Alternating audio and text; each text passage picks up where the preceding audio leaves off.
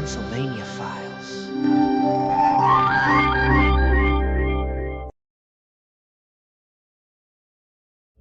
Pennsylvania has a country road that, if you were driving it in the 50s, late at night, headlights cutting through fog, you might see something glowing in the dark.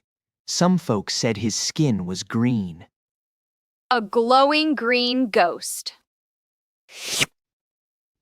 Sure. Original. They called him Charlie No-Face, or the Green Man. And for decades, generations of Pittsburgh area teenagers drove out to a quiet stretch of State Route 351, a country road in Beaver County west of Pittsburgh, just to find him. It was a rite of passage, like summoning Bloody Mary, but with a Chevy.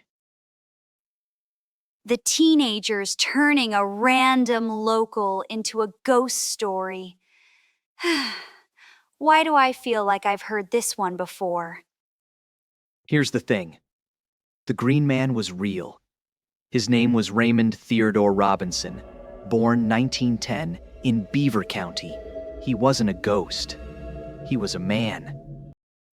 In June of 1919, when Raymond was 8 years old, he climbed a trolley bridge on a dare. It was called the Murado Bridge in Beaver Falls. The bridge carried the Harmony Line, an interurban electric trolley that ran from Pittsburgh up through Beaver County, and the live wire across it carried 22,000 volts. Raymond reached for a bird's nest, and he grabbed an energized wire. 8 years old. On a dare. The shock took his eyes, his nose, one of his arms. The papers in Beaver Falls expected him to die. One headline read, "Murado Lad 8, shocked by live wire, will die." But he didn't die. 2 weeks later, another paper ran a follow-up. The headline was, "Doctors marvel that boy lives." He lived. Another 66 years.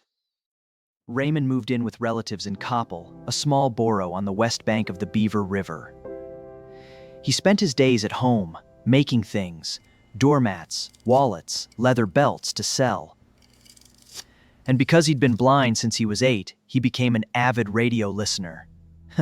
Word was, he had every Pittsburgh Pirates broadcast memorized, player stats, lineups, the whole thing. Wait. Blind kid in 1925, no internet, no replays, and he memorized every Pirates lineup? Okay, that's actually kind of badass. But Raymond didn't want to be stared at during the day. So at night, he'd take long walks along a quiet stretch of State Route 351 between Koppel and New Galilee. Just a man with a walking stick, feeling his way along a dark country road, alone. Then, in the 1950s, motorists started spotting him.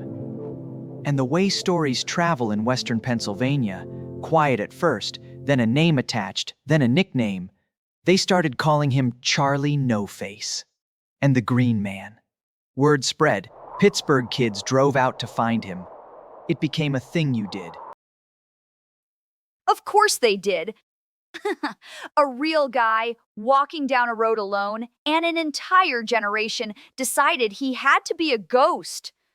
Allegedly. Here's the part that gets me.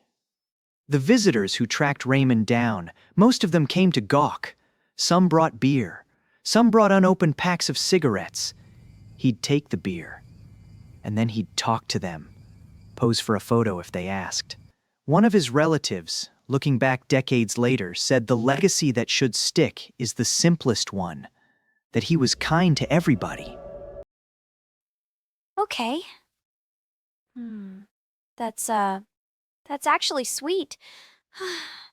Don't look at me like that, Baka. I have feelings too. And here's where the legend really runs away from the man. Outside Pittsburgh, in South Park Township, there's an abandoned railroad tunnel on Piney Fork Road. Locals call it the Green Man's Tunnel. Witnesses say a shimmering green figure haunts the passage at night.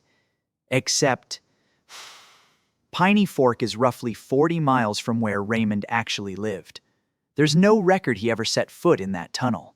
The man who walked Route 351 wasn't a ghost. He wasn't a curse. He was a kid who climbed a bridge on a dare in 1919 and spent the next 66 years being kind to strangers who drove out to stare at him.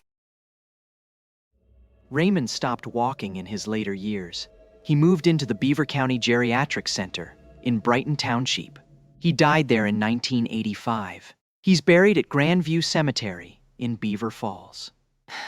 And the man and the monster, they're the same story now. Yeah. He was just a guy who didn't want anyone to see him in the daylight, and we turned him into a campfire story. Honestly? That's worse than the ghost. If you ever drive Route 351 at night between Koppel and New Galilee, just remember, the figure in your headlights was real, and he was kind. The truth is out there. Stay tuned.